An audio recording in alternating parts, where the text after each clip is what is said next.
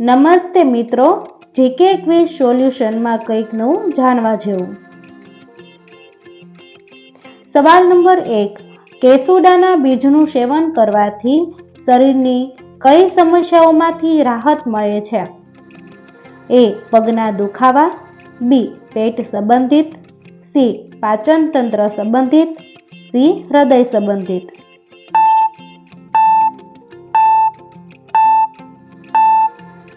સાચો જવાબ છે B. પેટ સંબંધિત.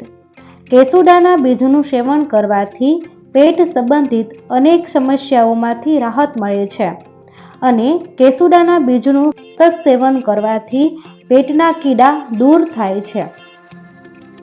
સવાલ નંબર 2. કેસુડાના ફૂલનું સેવન કરવાથી કઈ બીમારીમાં આરામ મળે છે? A. તાવમાં, B. શરદીમાં, C. માથાના દુખાવામાં, D. કમરના દુખાવામાં.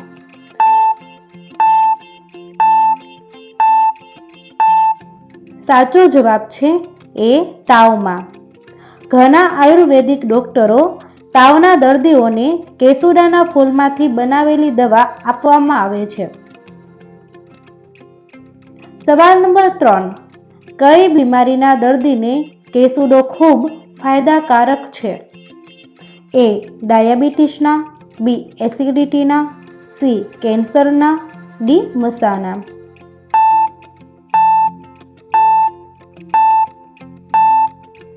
સાચો જવાબ છે A. ડાયાબિટીસના દર્દીને. કેસુડાનો ઉપયોગ ડાયાબિટીસના દર્દીને કઈ રીતે કરવો? તો કે કેસુડાના ફૂલને રાત્રે પાણીમાં પલાળી સવારે તેનું સેવન કરવાથી ડાયાબિટીસમાં રાહત મળે છે. સવાલ નંબર 4. કેસુડાના ફૂલ કઈ ઋતુમાં આવે છે? A. Hemant, B. Vasant, C. Shishir, D. પાનખર.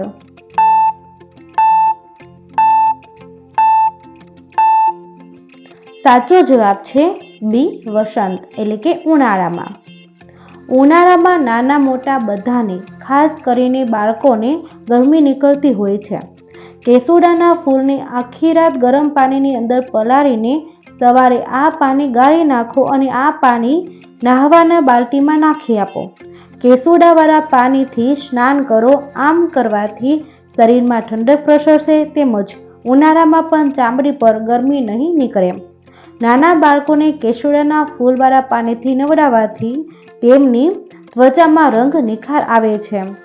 નાના મોટા કોઈને પણ ચામડી સંબંધિત સમસ્યાઓમાં કેસુડાના ફૂલથી બનાવેલા પાણીથી સ્નાન કરવાથી સમસ્યામાં રાહત મળે છે. સવાલ નંબર 5.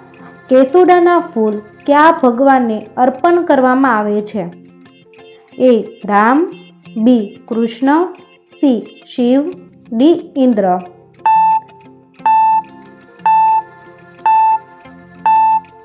સાચો જવાબ છે C. શિવ. સફેદ કેસુડાના ફૂલ અને તેના પાન ભગવાન શિવને ખૂબ પ્રિય છે. સવાલ નંબર 6. કેસુડાનું બીજું નામ શું છે?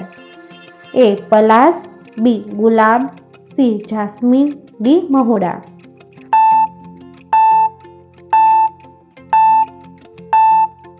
સાચો જવાબ છે A. પલાશ. દોસ્તો, તમને મારો આ વિડીયો પસંદ આવ્યો તો લાઈક કરો, શેર કરો અને મારી ચેનલમાં નવા હોય તો ચેનલને સબસ્ક્રાઈબ કરો.